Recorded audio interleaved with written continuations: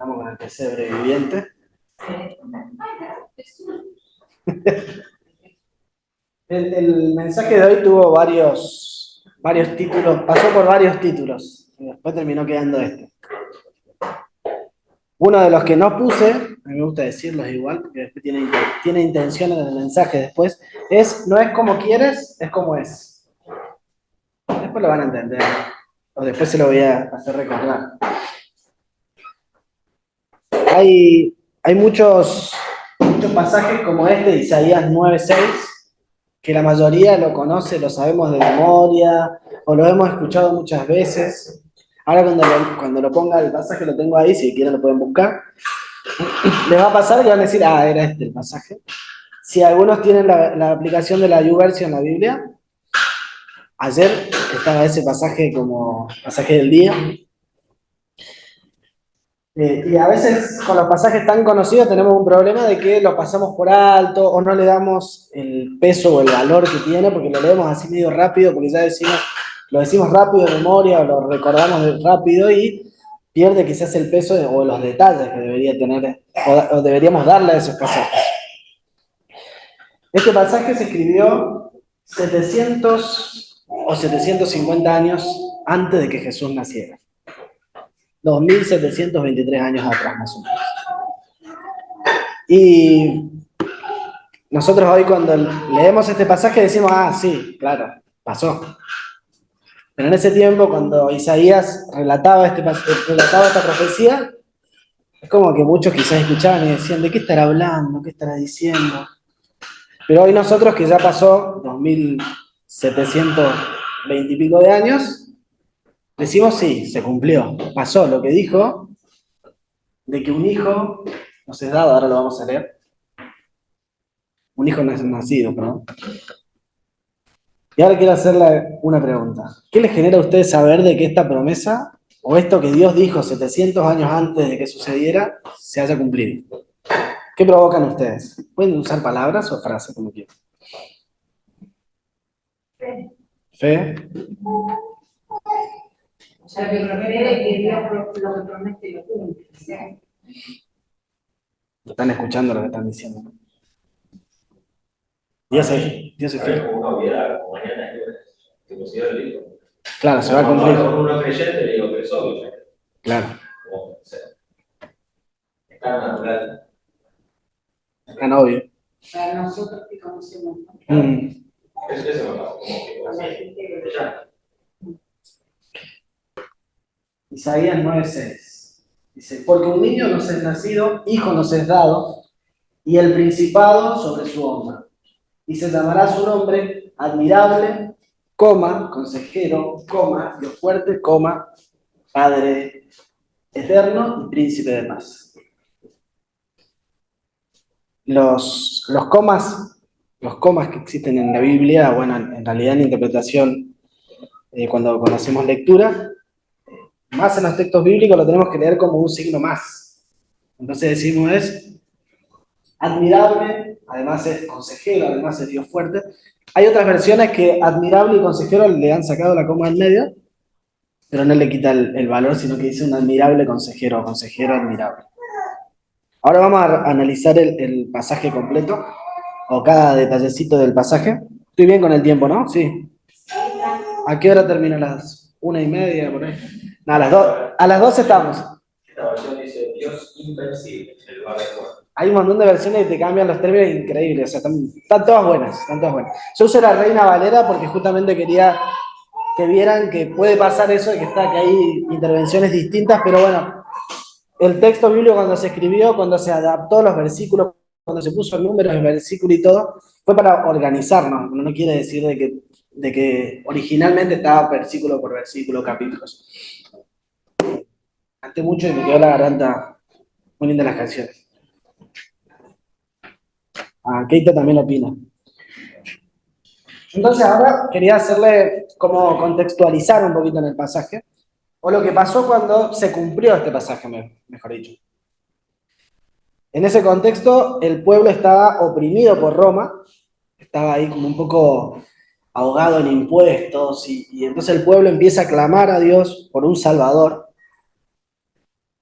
eh, estaban asustados porque, de hecho, cuando el tiempo que Jesús nace, habían sido convocados todos a Belén, a sus lugares de nacimiento, para poder hacerse un censo y ahí participar después de lo que se le iba a venir, el impuesto que se le iba a venir después, el nuevo impuesto que le iban a imponer justamente. Entonces, por eso pasó lo que dijo Marta, que cuando llegó no había una posada, porque el turismo estaba full, estaba todo completo. No sé, ¿cómo se dice cuando... bueno, el turismo está cubierto al 100%, no sé, hay un término ahí medio que se usa cuando está cubierto. Y entonces por eso Jesús, cuando llegó a un lugar donde no tenía habitaciones, no podían alquilar nada, entraron por las aplicaciones, no apareció nada, fueron por Booking, ¿cómo es la otra que se alquila departamentos? Eso, no me sale pronunciarla, en realidad la sé, pero no me sale. Y no había lugar y entonces Jesús nació en un establo. Dice que estaba Jesús, María y José estaban y Jesús estaba por nacer y al lado se escuchaba ahí una ovejita, un gallo cantando. No sé si se dice relincheo, cuando el caballo hace relincho, bueno, ahí, eso. Y en medio de todo eso, Jesús nace. Pero ¿qué esperaba el pueblo en ese tiempo, en ese contexto? Cuando esperaban el Salvador, el Rey que viniera. ¿Alguien sabe qué esperaban? Salvador, pero que lo librara de la mamá. Hay que ver. Claro. Esperaban un Dios fuerte, un Rey fuerte. Esperaban que naciera, yo creo que esperaban que nacieran ahí en la pompa de Roma, con todo, quizás hijo de un soldado, quizás que sea familiar de los gobernantes, que algo tuviera de eso. Y sin embargo, Jesús cuando nació entre el pueblo, entre el común de la gente, entre los más humildes. Y creo que ese es un mensaje para nosotros hoy, de que Dios puede hacer algo, o puede levantar un rey, o puede levantar a alguien de la nada. A mí me gusta, y creo que ya lo dije varias veces, porque cuando la Biblia empieza, cuando en la primera partecita de la Biblia, cuando arranca, dice, Berji Elohim bara en el original, que significa en el principio creó Dios, pero creó algo de la nada, no es que juntó un poquito de la nada. Esa es la capacidad que tiene Dios, de crear algo de la nada. Nosotros creamos algo de los recursos que tenemos, incluso rompe nuestra forma de pensar, porque nosotros decimos, de hecho, las leyes que hay hoy, que la energía no se crea ni se destruye, sino que se transforma. Sin embargo, Dios tiene la capacidad de crear algo de la nada. Jesús cuando nace, sí, amén, dice. Cuando Jesús nace genera una ruptura en el pensamiento también de su pueblo, porque ellos quizás esperaban este rey que venga después y crezca y sea un soldado y pelee contra todos, o quizás sea un revolucionario por lo menos, que ande ahí con espadas y enfrentando al ejército, pero Dios decidió mandarlo de otra forma. Decidió mandar un regalo con un envoltorio con forma humana, en un lugar humilde, en un pesebre, con olorcito de animalitos y todo, que después se mezcló entre su pueblo. Quizás al comienzo pasó desapercibido, después se empezó a meter a los 12 años en la sinagoga y empezó a dar clase de lo que sabía, o a mostrar lo que sabía. Pero Dios decidió mostrarse de manera humilde, para que nosotros también aprendiéramos un poquito de eso. ¿Amén? El pueblo quizás quería que Jesús, o el Salvador que viniera, lo salvara con fuerza, con poder, pero quizás ellos no se estaban dando cuenta que la crisis estaba adentro, en ellos, en su corazón. ¿Se acuerdan que después, a los 30 años, Jesús, cuando él se presenta en medio de los religiosos de ese tiempo, le empieza a decir sepulcros blanqueados, que por fuera son blancos y por dentro están podridos? No sé si era el término, pero por ahí. Entonces Dios trajo a Jesús desde lo más humilde para mostrarle que el rescate no era de forma política o de forma quizás así revolucionaria, sino que tenía que sanar primero su corazón, corregirlo desde ese lado. Ustedes acuérdense que los fariseos, ¿qué hacían? Se paraban en las esquinas y decían, gracias Dios por no ser como este que está acá, y así tenían una soberbia. Entonces Jesús, cuando le viene a hablar, viene a cambiarle el corazón y viene a decirle, a este lo escucho, al que está acá rogándome, si realmente lo escucho. al otro que está creyéndose que es más que todo, no. Estoy parafraseando un montón de pasajes, ¿no? La primera parte dice, porque un niño nos es dado, nos es nacido, la tengo con esta, hijo nos es dado. ¿Cuál sabe Juan 3:16 de memoria? ¿Quién sabe Juan 3:16 de memoria? A ver. No sé, pero. Que es el mundo que está dado por el Hijo unigénito para que todo el que lo quiera recibir tenga vida eterna. Lo tenía, pero quería saber si lo sabía. Claro.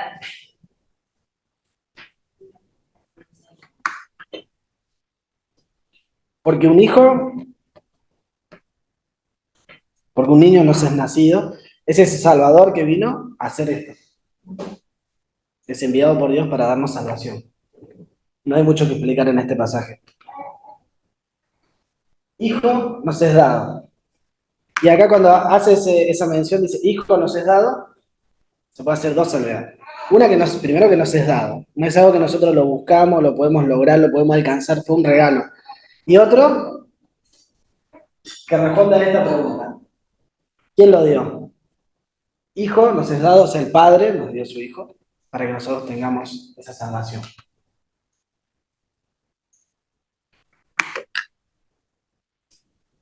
Y el joven. A mí me hacen esa pregunta, digo, bueno, ¿darías a tu hijo para que alguien que no merece, o que sea, incluso sea tu enemigo, se salve del infierno? Yo le digo, bueno, andamos dándote al norte, acostumbrate al calorcito, pero no creo que yo lo haga. Porque... Sin embargo, Dios en su amor entregó a su hijo y envió para que muriera por nosotros. Y ahora sí vamos a desglosar solo dos partecitas. Perdón, esta va a ser una parte y la otra la vamos a agrupar en 4. ¿Alguien sabe qué significa eso? ¿Esto para qué? Pueden tirar cualquier cosa. El principado sobre su hombro, dice el versículo. Igual hay otras versiones que la aclaran un poquito más. Esta es la Reina Valera, que es más complicadita. En ese tiempo, en el pueblo, lo que pasaba era que el que venía con todo el poder o toda la fuerza o que estaba al mando, tenía una capa y en la capa decía el nivel de autoridad que tenía o cómo era nombrado. Entonces dice el principado sobre su hombro. Es decir, que acá sobre su hombro decía que era el principado, el príncipe.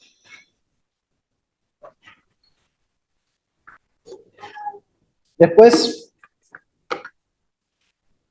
hay un pasaje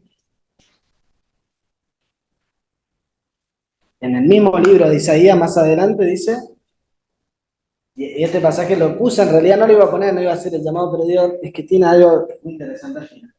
Dice, lo vestiré con tu túnica, con tu cinturón, lo seguiré. Tu autoridad pondré en su mano y llegará a ser un padre para los habitantes de Jerusalén y para la casa de Judá. Entonces pondré la llave de la casa de David sobre su hombro. Cuando él abra, nadie cerrará. Cuando él cierre, nadie abrirá. ¿Se acuerdan las características que tenía Jesús en los siguientes versículos? Era admirable,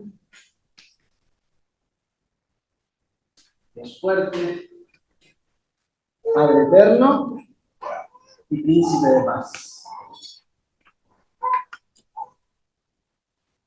Si lo separamos y decimos, bueno, es admirable, por un lado, podemos reconocer de que Jesús, tenemos pasajes también que citan eso, que dicen, Jesús dejó su trono, dejó la gloria de estar a la diestra del Padre para venir a humillarse, y realmente eso es admirable, para venir a nacer entre los más pobres, los más humildes, y eso es admirable.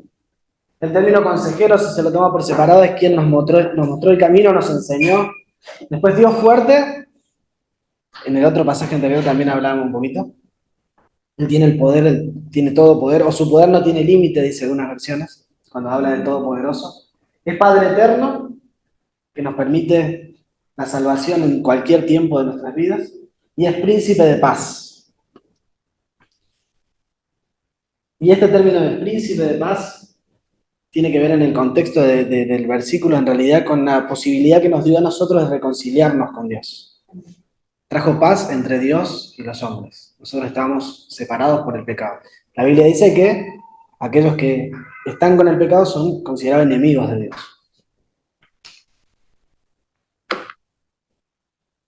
Y este es el último versículo que quería usar.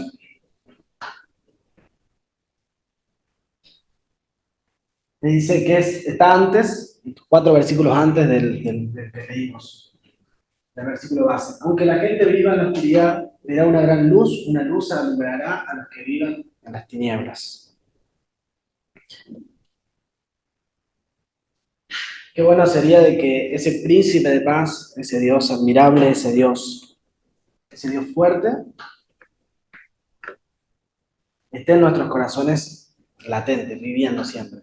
Porque por ahí nosotros recordamos en Semana Santa, por ejemplo, recordamos la muerte de Jesús, pero hoy tenemos la posibilidad de recordar el comienzo de esa persona que se entregó y que murió por nosotros, y que todas estas cosas que se declararon se cumplieron en él. Amén. Y lo llevó hasta la cruz. Imagínense, era Dios fuerte, era Padre eterno, era príncipe de paz, y sin embargo se humilló, bajó la cabeza y fue hasta el final, cumpliendo el propósito de Dios. Y el texto que leyó Juan Cruz, que decía la posibilidad de nosotros ser un pesebre, en realidad la posibilidad de nosotros tenerlo a Jesús en nuestro corazón y vivir este Dios admirable en nuestras vidas, este príncipe de paz, en medio de las situaciones por ahí duras que nos tocan. Dice la Biblia que Dios nos da una paz que sobrepasa todo entendimiento. O sea, que no se puede entender a veces, que decís, ¿cómo tiene paz en medio de este lío bárbaro que hay? Y otra cosa que quería rescatar para cerrar, nosotros muchas veces buscamos a Jesús para que nos calme un poquito del lío que hay quizás a nivel social o que hay a nivel, no sé, familiar a veces. Y Jesús en realidad quiere empezar primero por nuestros corazones, así como hizo con el pueblo, con su pueblo. Quizás primero quiere sanarnos a nosotros, arreglarlo ahí internamente con nosotros, para que después esa paz pueda fluir en medio de todas las situaciones. ¿Amén? Quiero invitarlos a que oremos juntos para que ese Dios admirable, consejero, Dios eterno, príncipe de paz, esté en nosotros. Amén. Señor, gracias. Gracias porque podemos conocerte, podemos saber de tu nacimiento y saber que se cumplió cada una de las cosas que se habían prometido 700 años antes de tu nacimiento. Gracias porque podemos tener esa fe, esa confianza, esa certeza, esa obviedad de que cuando prometes algo, lo cumplís, Señor. Te pedimos de que nos ayudes a que ese niño que ha nacido, ese consejero,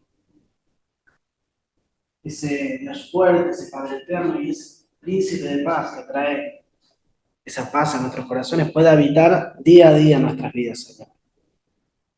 Gracias porque a pesar de que a veces te pedimos cosas conforme a lo que necesitamos, obrás conforme a tu voluntad en nosotros y sabemos que esas cosas nos ayudan a bien, nos ayudan para bien.